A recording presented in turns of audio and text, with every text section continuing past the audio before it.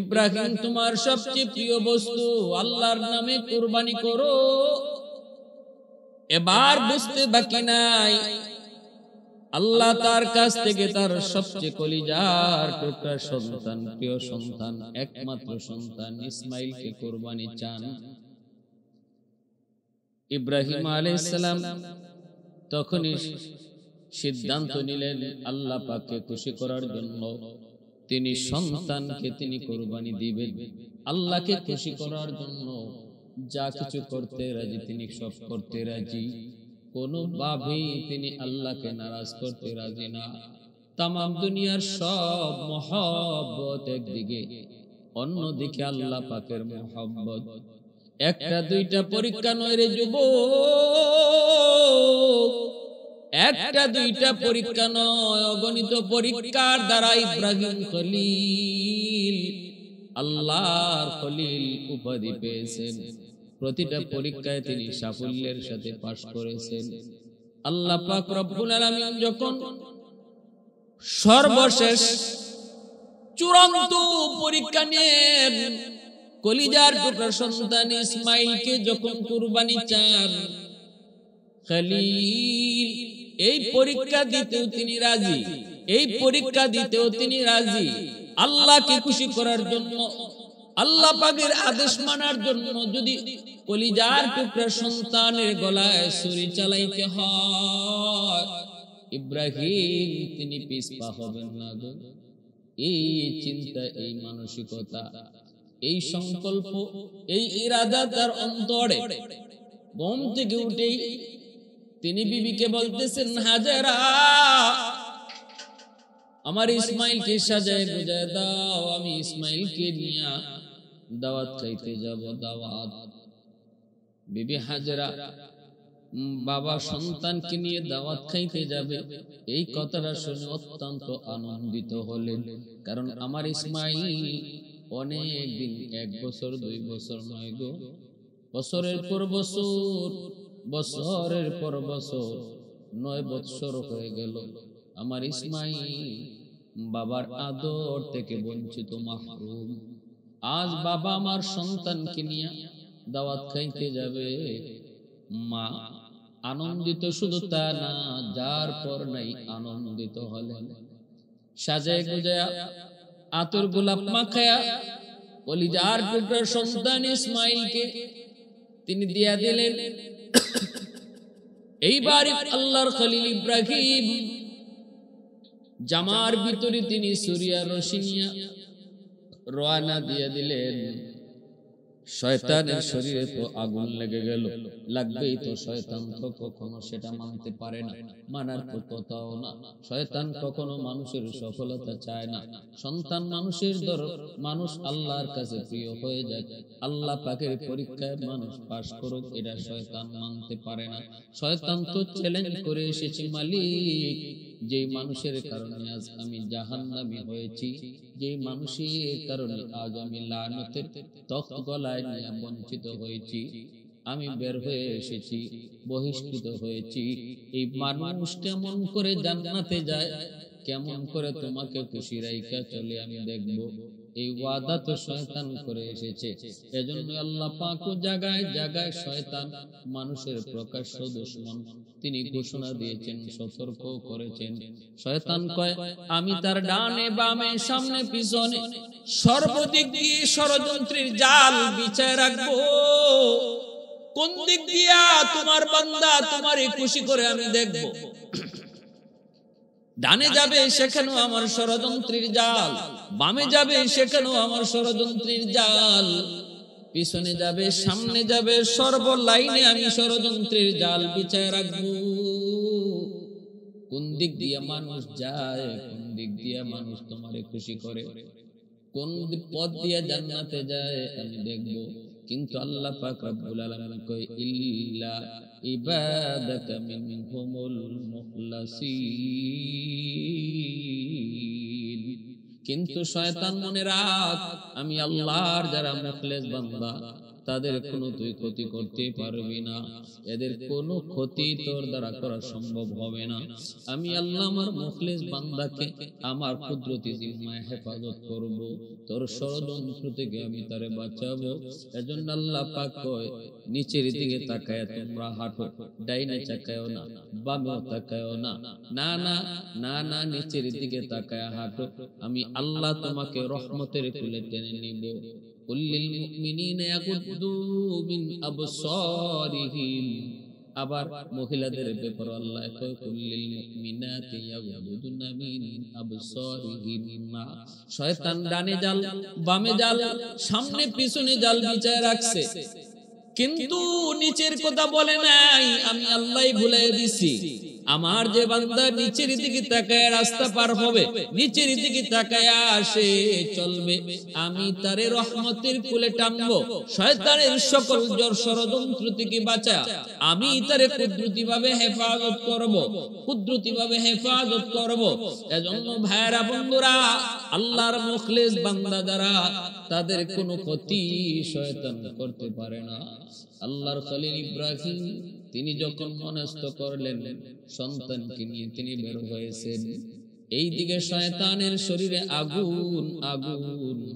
শয়তান কেমনে ইব্রাহিমকে এই পরীক্ষা থেকে বাঁচাবে, শয়তান কেমন করে ইব্রাহিম খলিলুল্লাহর এই সফলতা থেকে তারে পিছনে সরাইবে, কেমন করে শয়তান ইব্রাহিমকে এই কাজ থেকে বিরত রাখবে, এই চিন্তায় শয়তান পাগল।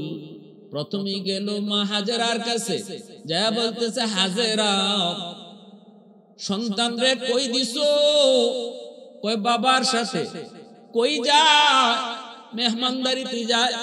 না গো হাজেরা, মেহমানদারি নয়, সন্তান নিতেছে ইব্রাহিমে জবাই করার জন্য।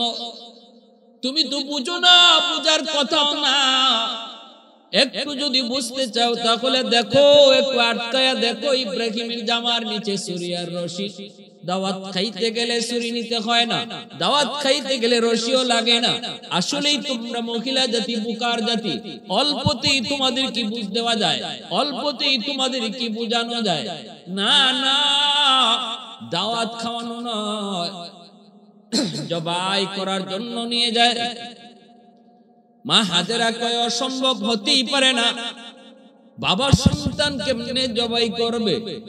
পৃথিবীর কোন বাবা এমন, পৃথিবীর কোন পাষাণ বাবা এমন সন্তান জবাই করে ফেলে? যদিও যদিও এই যুগে, আমাদের এই যুগে আমরা এমন দৃশ্য দেখি, এটা তো বাবা না।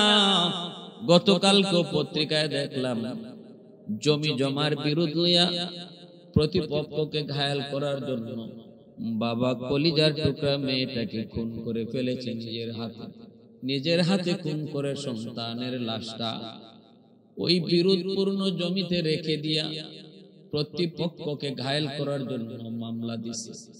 তদন্ত রিপোর্টে বের হয়ে আসছে আসল সত্য, না না, প্রতিপক্ষ হত্যা করে নাই, হত্যা করেছে তার মা, তার বাবা। নাউজুবিল্লাহি মিন যালিক, এটা জাহিলি যুগের চেয়ে চরম খারাপ। না না, এমন বাবাকে বাবা বলা যায় না, এমন মাকে মা বলা যায় না। মা হাজেরা কয় সম্ভব, কোন বাবা তার সন্তানকে জবাই করতে পারে না। কে তুমি? মিথ্যা কথা কেন বলতেছো? আমার স্বামীর ব্যাপারে কেন অপবাদ দাও? আমার স্বামী আল্লাহর খলিল, আমার স্বামী আল্লাহর, আল্লাহ পাকের নবী, আল্লাহর পয়গম্বর। পয়গম্বর কখনো মিথ্যা বলে না, নবী রাসূলগণ কখনো মিথ্যা বলেন না। এজন্যই তো এমন কথা আমি বিশ্বাস করতে পারি না। এবার শয়তান মনে মনে ভাবতেছে, হায় রে, হাজেরাকে বোঝানো সম্ভব নয়, আসল কথাটা না বলা পর্যন্ত হাজেরাকে বোঝানো সম্ভব হবে না। এগো হাজেরা শোনো, আমি যা বলেছি ঠিক বলেছি, আমি যা বলেছি ঠিক বলেছি।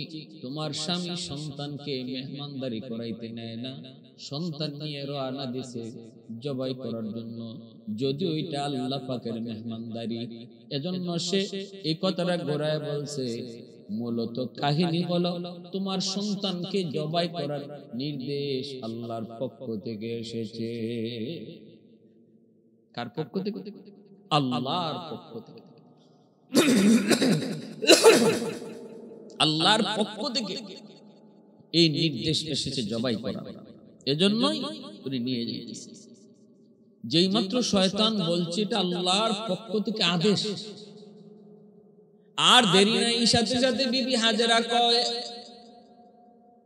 তাহলে তুই ইবলিস মানুষ না, আমার কোনো ভালো চাওয়ার জন্য তুমি আসো নাই, নিশ্চিত তুই ইবলিস ক্ষতি করার জন্য এসেছো।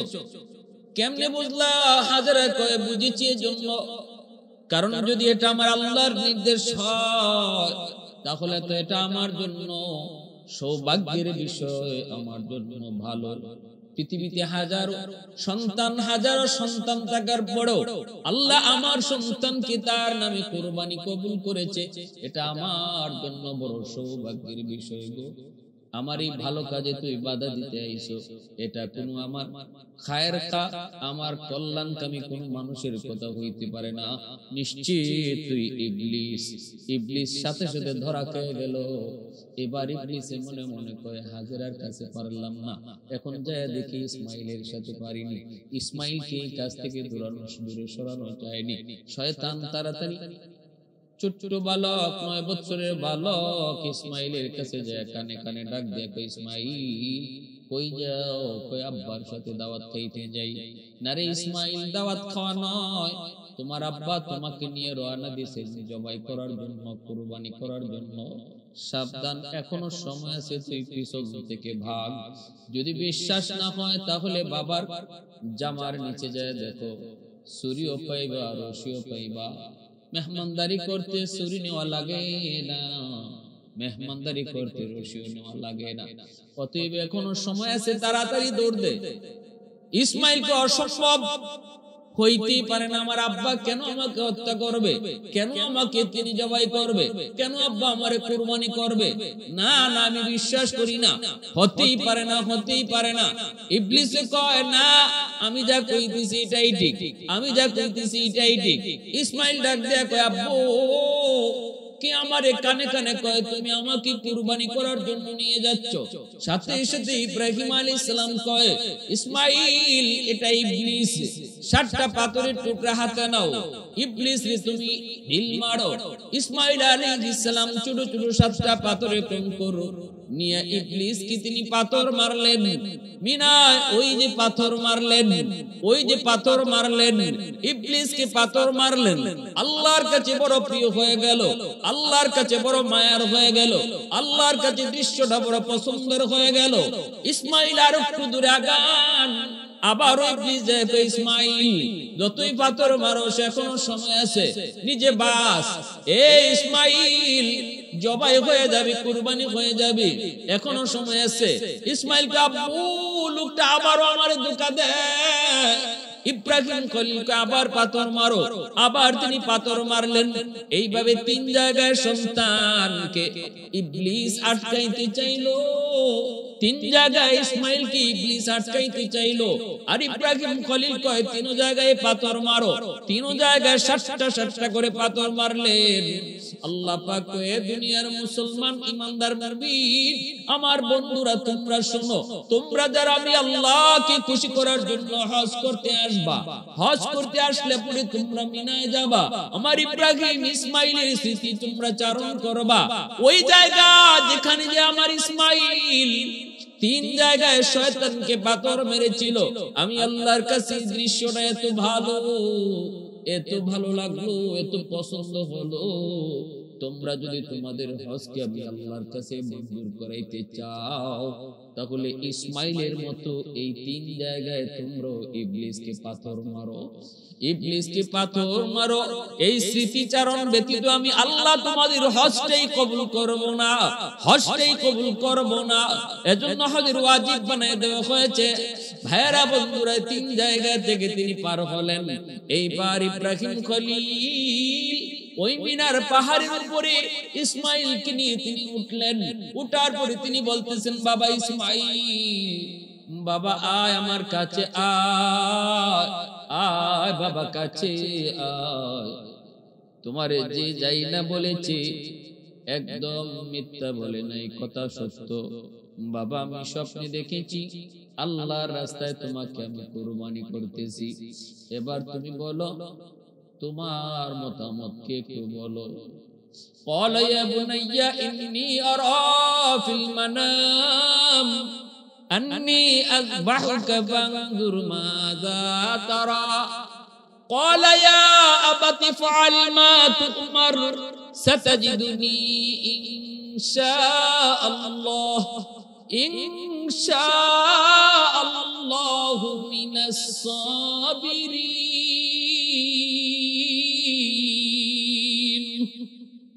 ইব্রাহিম খলিল যখন পরামর্শ চান, মতামত চান, তখন ইসমাইল ছোট্ট বালক, যেমন বাবা তেমন ছেলে, আওয়াজ দিয়ে কয়, বাবা আমাকে আপনি ধৈর্যশীলদের অন্তর্ভুক্ত পাইবেন, আমি অধৈর্য হব না গো বাবা।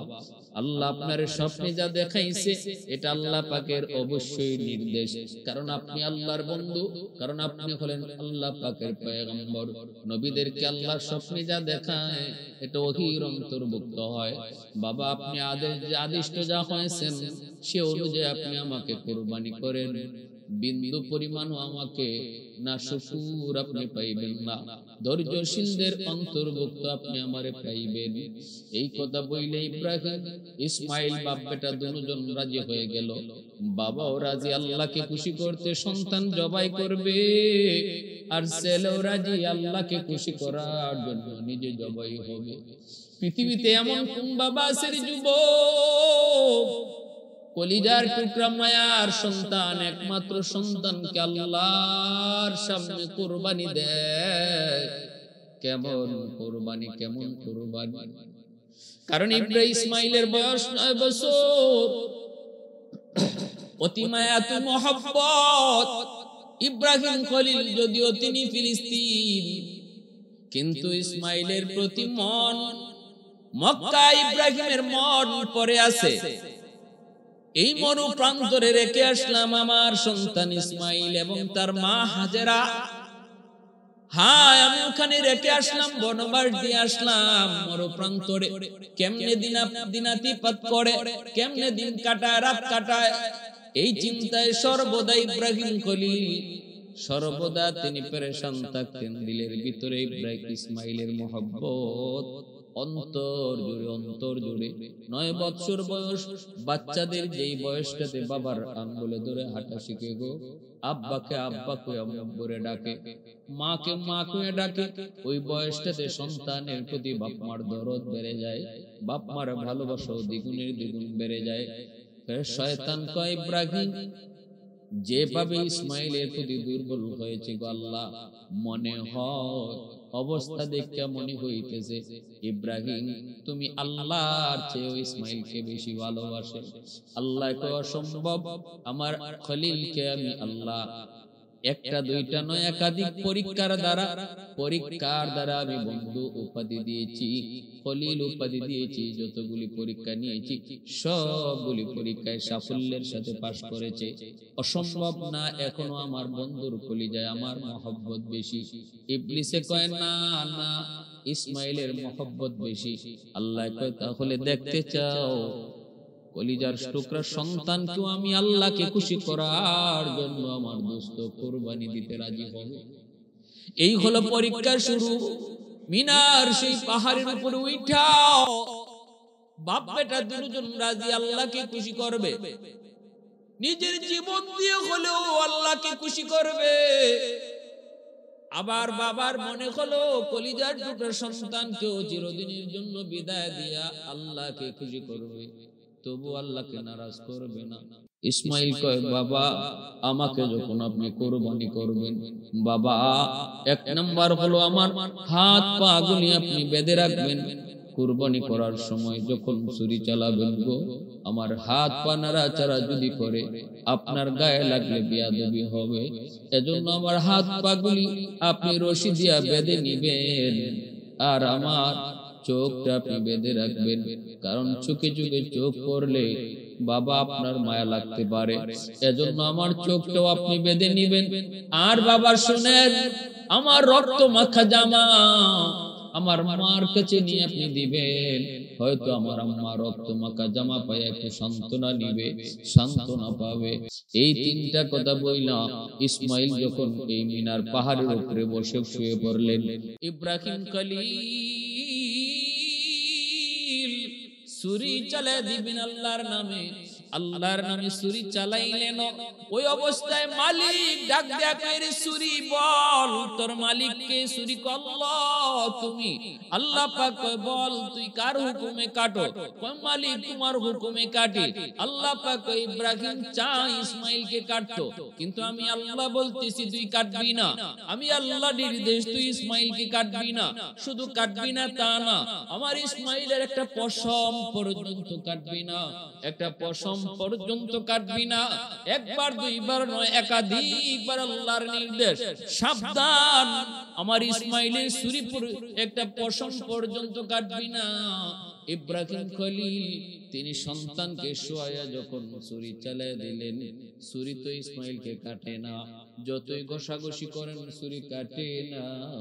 নিজ থেকে ইসমাইল ডাক দিয়ে কই, বাবা হয়তো আমার চেহারা দেখে আপনার মায়া লাগতেছে গো আব্বা, আপনি জোরে চাপ দেন, জোরে চাপ দেন।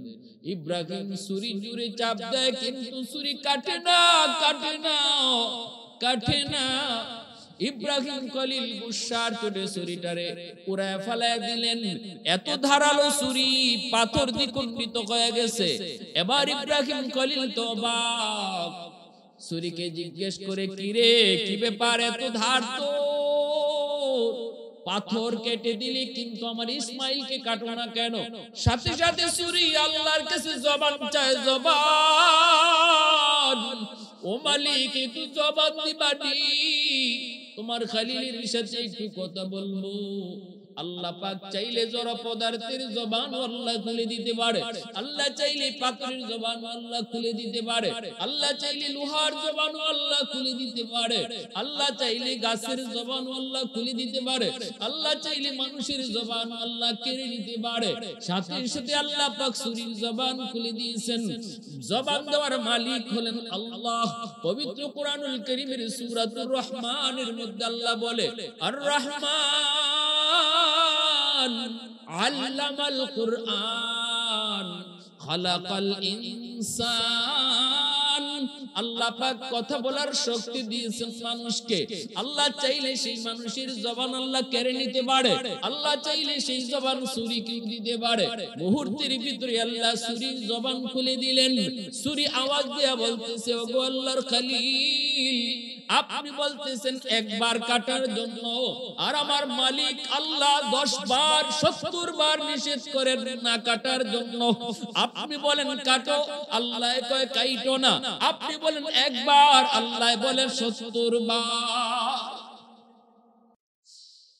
আহাদুল লাইসা কামিসলিক সামাদুল লাইসা কাফাদুলিক লিমানিল মুলকু তুইতু সাজাওয়ার খুদাই, তো খুদা ওয়ান্দে ইয়ামিনি, তো খুদা ওয়ান্দে ইয়াসারি, তো খুদা ওয়ান্দে জামিনি, তো খুদা ওয়ান্দে সামাই, তো রহিমি, তো করিমি, তো সামিঈ, তো বসিরি, তো মুইজ্জি, তো মুদিল্লি, তো মালিকিল আরশি বজাই।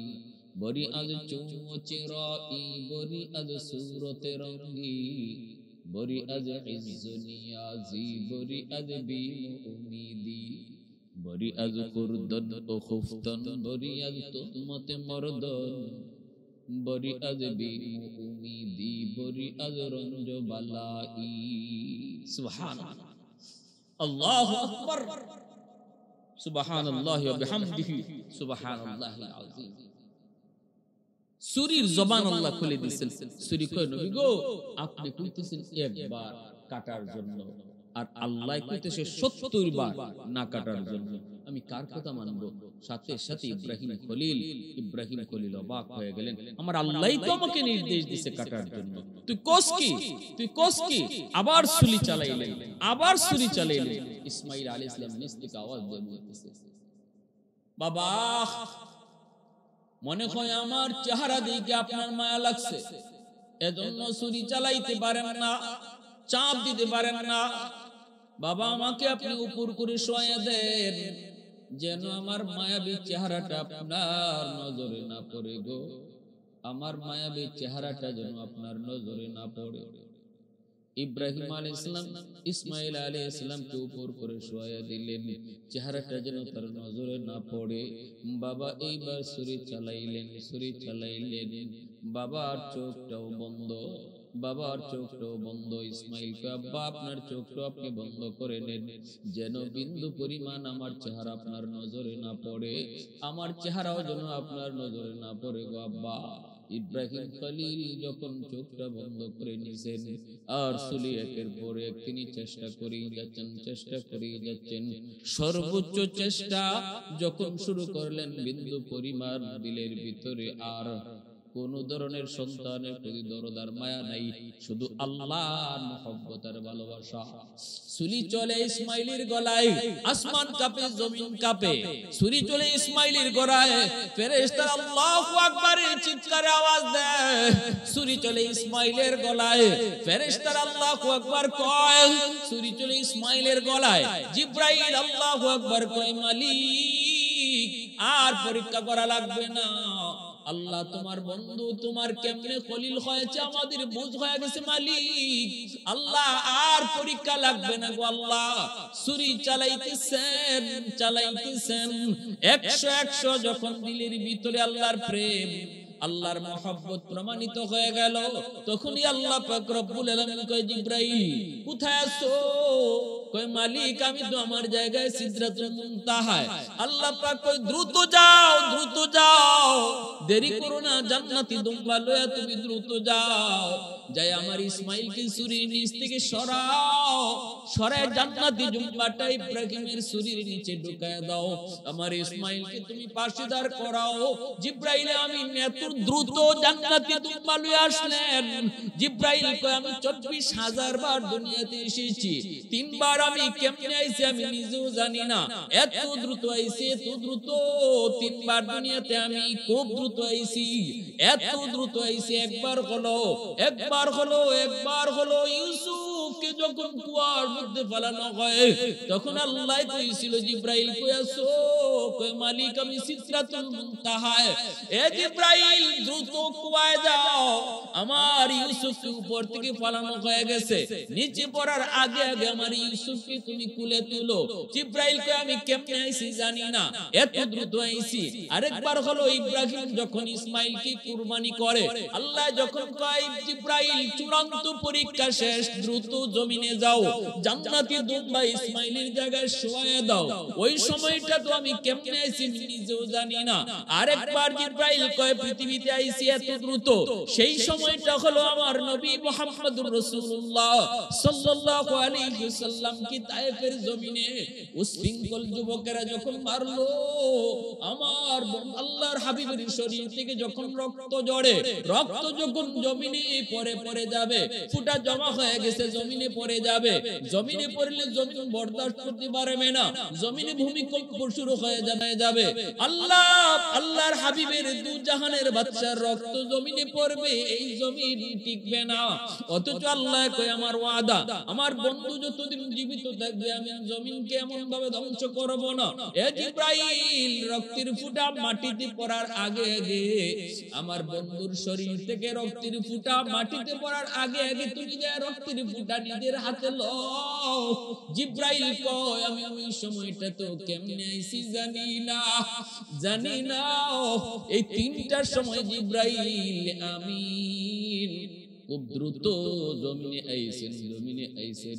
ইসমাঈল যখন শোয়া, ইব্রাহিম খলিল যখন ছুরি চালায় দিয়েছেন, তখনই আল্লাহ পাক রব্বুল আলামিন কয় জিবরাইল দ্রুত যাও, চূড়ান্ত পরীক্ষা শেষ, জিব্রাইল আমিন এসে ইসমাইলকে নিচ থেকে সরায়া জান্নাতি দুম্বা নিচে শোয়া দিলেন।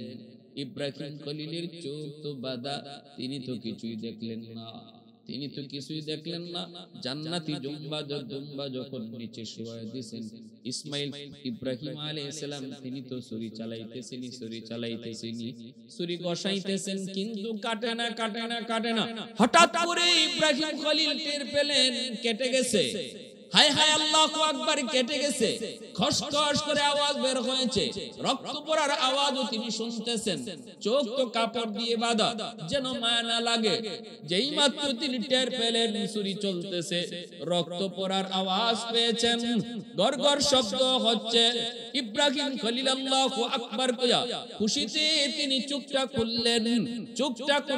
দেখবেন কলিজার টুকরা সন্তান, একমাত্র সন্তান ইসমাইলের কল্লাটা একদিকে, দেহটা আরেকদিকে। হয়তো এই দৃশ্যটা দেখবেন, চোখটা খুলছেন, কিন্তু না গো, চোখ খুইলা দেখেন জবাই হয়েছে তুম্বা, আর পাশে দাঁড়ায় আছে ইসমাইল হাসতেছে, ইসমাইলের পাশে জিব্রাইল দাঁড়ায় আছে।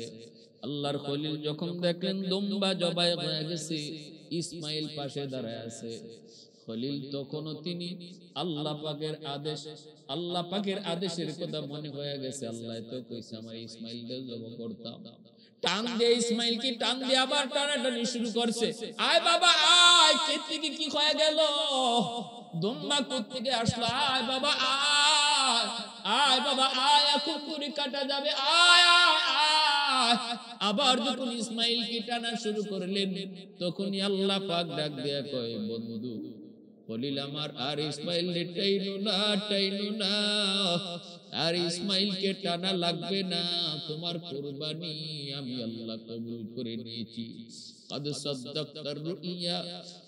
সাদ্দাকতার রুইয়া, তুমি তোমার স্বপ্নকে সত্যায়িত করেছো। আমি আল্লাহ যা চেয়েছিলাম তুমি তা 100 আমারে দিয়েছো। বন্ধু, আমার ফয়সালা, ইসমাইলের জায়গায় জান্নাতি দুম্বা জবাই হবে, কুরবানি হবে। মূলত তোমার ইসমাইলে কুরবানি হয়েছে, ইসমাইলকে তুমি কুরবানি দিছো, এটা 100 সেটা পরীক্ষিত হয়ে গেছে। এই পরীক্ষায় তুমি পাস করেছো, ইসমাইলকে আর কুরবানি করা লাগবে না, তার জায়গায় জান্নাতি দুম্বা কুরবানি হয়ে গেছে। ও বন্ধু, তুমি তো কুরবানি ইসমাইলেরই করছো,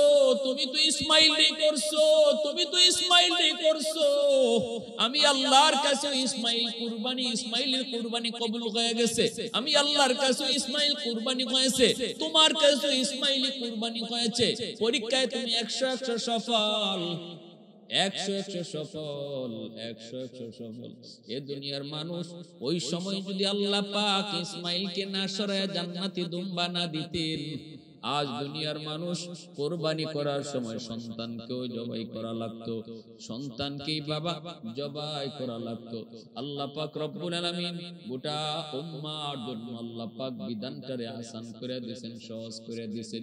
কিন্তু আল্লাহ পাক পরীক্ষা নেয়, এটা শুধু দুম্বা জবাই নয়, আমার ইব্রাহিম যেভাবে সবচেয়ে প্রিয় বস্তু আমার রাস্তায় কুরবানি দিলাইছে আমাকে খুশি করার জন্য। দুনিয়ার মুসলমান ইমানদারের দল, তোমরাও যারা আমার ইব্রাহিমের স্মৃতিচারণ করে কুরবানি করবা, মনে রাখবা এটা জন্তু কুরবানি না। এই জন্তু আমি আল্লাহর কাছে আয়না, জন্তু রক্ত আয়না, জন্তুর মাংস আয়না। লান ইয়ানালাল্লাহা লুহুমুহা ওয়ালা দিমাউহা ওয়ালাকিন ইয়ানালুহুত তাকওয়া মিনকুম। তোমাদের তাকওয়া আমি আল্লাহর কাছে পৌঁছে, ইব্রাহিমের তাকওয়া আমার কাছে যেভাবে কবুল হয়েছে, তোমার তাকওয়াটাও এইভাবে আমার কাছে কবুল হবে। দুম্বা আর গরু আর ছাগল আর ভেড়া আমি আল্লাহ চাই না, আমি দেখতেছি আমাকে খুশি করার জন্য তুমি তোমার জীবনের সবচেয়ে মায়ার বস্তু আমার সামনে কুরবানি দিতে রাজি হও কিনা। এই পরীক্ষাটা আমি আল্লাহ কুরবানির মাধ্যমে নিতেছি। এজন্য ভাইরা বন্ধুরা সাবধান, কুরবানি করব, কুরবানি মানুষকে দেখার নিয়তে না, গরু কুরবানি করব এটাও মানুষকে দেখানোর জন্য না, গোশত খাওয়াও উদ্দেশ্য না। কুরবানির উদ্দেশ্য হবে আল্লাহ পাকের রাজামন্দি, আল্লাহর খুশি। সাত শরীকের ভিতরে কোন একজনের অন্তরেও যদি গোশত খাওয়ার নিয়ত থাকে তাহলে 7 জনের কুরবানি বাতিল হয়ে যাবে। অতএব কুরবানির নিয়ত হবে একমাত্র কাকে রাজি করা? আল্লাহ পাককে। কাকে? শুধুমাত্র আল্লাহ পাককে রাজি করা।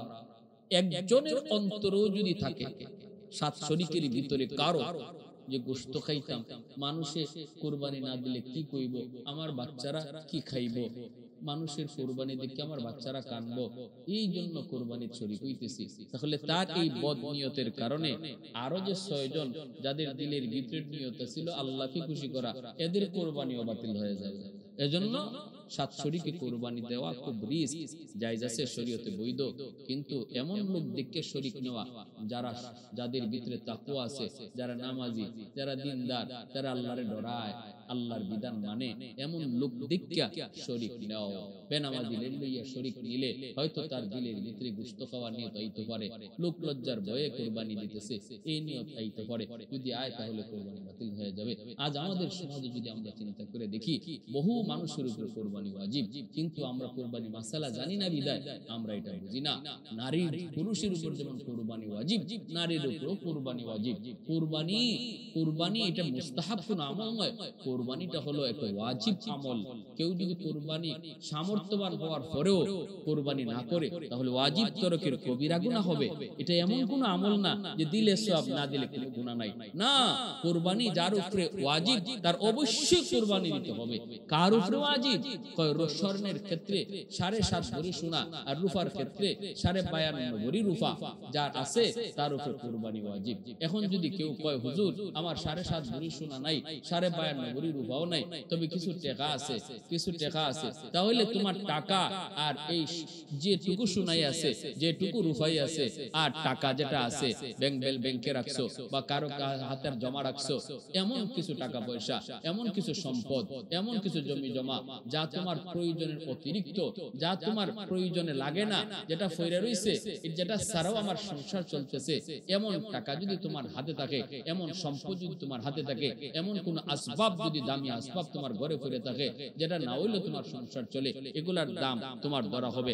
দাম দইরা আর স্বর্ণ রূপা এগুলাও যদি থাকে অথবা না থাকুক, সব মিলায়ে যদি 52.5 ভরি রূপার সমান ওই জায়গা, তাহলে তার উপরে কুরবানি ওয়াজিব হয়ে যায়। কুরবানি ওয়াজিব হয়ে যায়। 52.5 ভরি রূপার দাম বর্তমানে 50,000 টাকা। তাহলে 50,000 টাকা যদি আমরা হিসাব করি, দেখা যাইব এমন খালি পুরুষ না, বহু মহিলারও এমন টাকা 50,000 টাকার মতো বিভিন্ন মানুষের কাছে, বিভিন্ন সমিতিতে, বিভিন্ন ব্যাংকে, বিভিন্ন জায়গায় লাগায় রাখছে, যেটা ছাড়াও তার সংসার চলতেছে। তাহলে ওই নারীর উপরেও তখন কুরবানি দেওয়া ওয়াজিব হয়ে যাবে। বা স্বামী যেমন কুরবানি দিবে, স্ত্রীর নামেও কুরবানি দিতে হবে। এবং কেউ যদি কারোর নামে কুরবানি দেয়, কারো নাম শরীক করে, তাহলে মাসালা হলো তারে অবগতি করা, তারে জানানো। স্বামী যদি স্ত্রীর নামে স্ত্রীর একটা নাম দেয়, তাহলে স্ত্রীর অনুমতি নিতে হবে।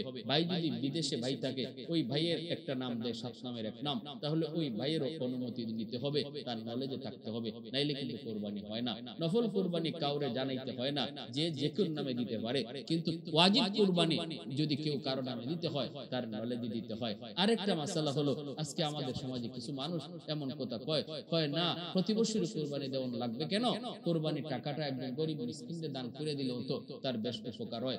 এক জায়গায় বন্যা হইতেছে, কিছু মানুষ মনে করছে যে না, এই বছর কুরবানি দিব না, কুরবানির টাকাটা আমি বন্যা কবলিত দুর্গম যে সমস্ত মানুষ বিপদে পড়ছে তাদেরকে দান করে দিব। আপনি দান করতে পারেন, কুরবানি আদায় হবে না, সৎকার সওয়াব পেয়ে যাবেন। কুরবানি যার উপরে ওয়াজিব হইছে তার অবশ্যই কুরবানি করতে হবে, তার পক্ষ থেকে কুরবানি দিতে হবে, আর নতুবা কুরবানি আদায় হবে না। আল্লাহ আমাদের সবাইকে বুঝার এবং মানার, আল্লাহকে রাজি করে চলার, নিজের জীবনের সবচেয়ে প্রিয় শুধুমাত্র আল্লাহকেই গ্রহণ করার এবং আল্লাহ তার রাসূলকে নিজের জীবনের সবচেয়ে প্রিয় বানাইবার তৌফিক আল্লাহ দান করুন।